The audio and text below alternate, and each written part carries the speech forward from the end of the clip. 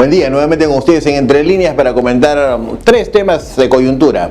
Primero, el tema de delegación de facultades que ya se otorgó. Vamos a hablar un poco de un par de leyes por ahí que van a traer problemas para la industria. Y un anuncio del presidente del Congreso sobre este homenaje a los caídos por terrorismo.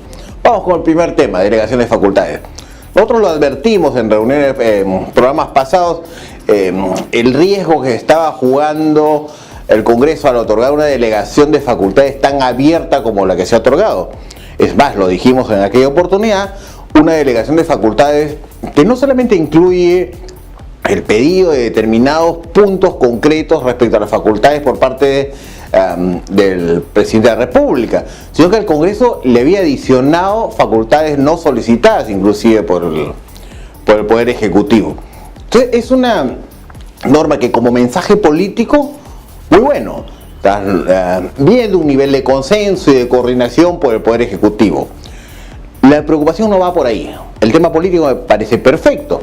Sin embargo, luego de los antecedentes respecto a los cambios que se han hecho, desde una visión, bueno, la verdad es de Hacienda, de tesorero, de recaudar, y no una visión más amplia, una visión económica mucho más amplia, comenzaron, recuerdan ustedes, con el tema del selectivo, luego anunciaron y luego tuvieron que retroceder respecto al tema del impuesto a la renta a las personas naturales, en fin. Pese a todas estas cosas, idas y venidas, recordarán ustedes también aquel problema que tuvieron cuando se levantaron los paperos y que la solución, entre comillas, que se le dio fue ofrecerles a los productores de papa que el Estado les compraría la papa como si tuviera dónde venderla. Primero, el Estado no puede competir en el mercado, por lo tanto no puede salir a vender estos productos. Y segundo, nuestros programas sociales no pueden, es demasiada cantidad la papa como poder abastecer. Y tercero, está generando un forado en el Estado. Consecuencias, soluciones de este tipo son de alto riesgo. Y ha demostrado diferentes instancias de los ministerios que tienen temor, no sé si es a nivel del presidente del Consejo de Ministros, a nivel del presidente de la República, un temor político ante cualquier levantamiento que se viene, y las salidas son peligrosas. En el tema de pesca, recordarán, le costó la cabeza a un viceministro el ofrecer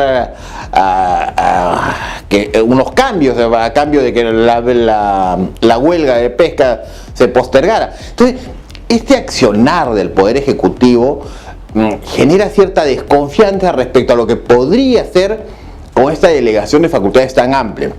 Esperemos que nada de ello ocurra, que no haya mayores problemas, pero desde ya ha comenzado a trascender, por ejemplo, que pretenden incrementar el impuesto a la renta por el alquiler. El alquiler que hoy día paga 5%, quieren que se cubra con 30%, eso es lo que está trascendiendo. Esto es una locura, acabas con la industria, acabas con todo el tema de construcción en lo que es alquiler de oficinas. En Lima la construcción se ha elevado en un momento cuando la construcción de viviendas descendió, el sector de oficinas comenzó a crecer. La industria crece de construcción, que construyen oficinas para alquiler. Ya todo está determinado, hay un impuesto de 5%, y si ahora le dices es 30% lo que vas a pagar, sencillamente se acabó el tema de la inversión, al menos en la construcción de oficinas, y en vivienda sabemos que está paralizado prácticamente. Entonces queremos acabar con el tema de construcción, derrumbar un pilar muy importante que tuvo en década pasada para mantener niveles de crecimiento importantes en la economía. Cuidado, si vamos a volver, como les decía, a medidas tan de Hacienda como esto que... ¿Y saben cuál es el problema real? El problema real, y lo conversé con algunos economistas, es que en realidad tenemos ministros de Economía que son prácticamente ministros de Hacienda. Es decir, son tesoreros. Ex SUNAT, recaudación. Ex ministro de Hacienda, presupuesto. No son ministros que tienen un perfil económico distinto que al de recaudar. Entonces, si uno viene con una visión solamente de recaudar, no mide el impacto posterior de una medida de este tipo. Puedes derrumbar el crecimiento o truncar el crecimiento de determinadas industrias. Es un tema complicado. La delegación ya se da, es un hecho, como decía, como mensaje político de coordinación entre el Poder Ejecutivo y el Congreso, perfecto, pero el riesgo sigue siendo elevado. Son 90 días que habrá que esperar. De seguro, como es costumbre cada vez que se delega al Poder Ejecutivo facultades, el cargamontón de decretos legislativos aparecen faltando una semana, 2 semanas antes de terminar el plazo que le ha dado el Congreso. Vamos a ver qué ocurre, esperemos que no haya ninguna sorpresa. no vaya a haber nuevos movimientos de selectivo, no sé a qué le querrán poner selectivo al agua, al viento, no sé a qué querrán hoy día por hacer caja. No necesitamos tanta caja, los precios están subiendo, los precios de los metales, la pesca ha crecido bastante fuerte y no se ha elevado el PBI en el mes pasado. Tenemos que tener cuidado con el manejo de no truncar la inversión privada, que va a ser el motor al fin y al cabo de la recuperación y el crecimiento nuevamente de la economía del país. Y vinculado a este tema de inversión, nos sigue preocupando dos temas. Un tema en el cual sí no vemos mayor coordinación, el tema del etiquetado. Recordarán ustedes, había el problema de hacer un etiquetado tipo semáforo por los alimentos que tenían algunos componentes que generaban algún riesgo para la salud, como azúcares, grasas trans, en fin, que era lo que proponía el Congreso, un etiquetado con semáforo le llaman, rojo, ámbar y verde. Si es verde, tenía poco contenido de estos elementos. Si era ámbar, tenía un nivel intermedio de estos componentes, y si era rojo ya era de alto contenido de azúcar o alto contenido de grasas trans, y al final era de naturaleza informativa. Al final el ciudadano es el que decide, o el consumidor es el que decide qué cosa quiere consumir. En fin, así estaban las cosas, ya hay un dictamen para aprobar. Primero lo observó el Poder Ejecutivo y el Congreso estaba por insistencia y salía ya su tema. Por supuesto ya no pasaba por el Poder Ejecutivo. Sin embargo, el Ministerio de Salud ha sacado un decreto supremo saltándose la garrocha y poniendo dentro de un manual que ellos han sacado una norma totalmente distinta a la que el Congreso iba a aprobar, una norma de hexágonos, que era lo que venía proponiendo el Ministerio de Salud. En ese nivel sí se ve o descoordinación o un afán de conflicto o enfrentamiento con el Congreso de la República. El Congreso no ha dicho nada, la verdad, y si hubiera querido el día de ayer, por ejemplo, hubiera aprobado una norma insistiendo en su propuesta. No lo ha hecho, al parecer. Sí, el Congreso quiere mantener todavía los niveles de coordinación. Sin embargo, algunos ministerios se desfasan, se desbocan y van por la libre. Y con este tema, pues, como les dije en varias oportunidades, en realidad el trasfondo de etiquetar productos casi con calaveras no es realmente informar, pues no seamos ingenuos, no es informar al consumidor. Lo que realmente pretenden es sacar del mercado determinados productos. Es tan claro como el agua. El resto es puro cuento, puro palabreo. Y un tema similar también el tema del cine, otra industria que también se la están tirando abajo. En este caso, Indecopi, creyendo que existe una especie de libertad absoluta, sacó una norma o una resolución por la cual cualquier persona podía entrar a un cine llevando sus propios productos alimenticios e ingresar totalmente. No saben que los márgenes en realidad en los cines son bastante escasos. Los márgenes en realidad bastante escasos y se cubren con el sector alimentos, es la canchita, lo que se vende.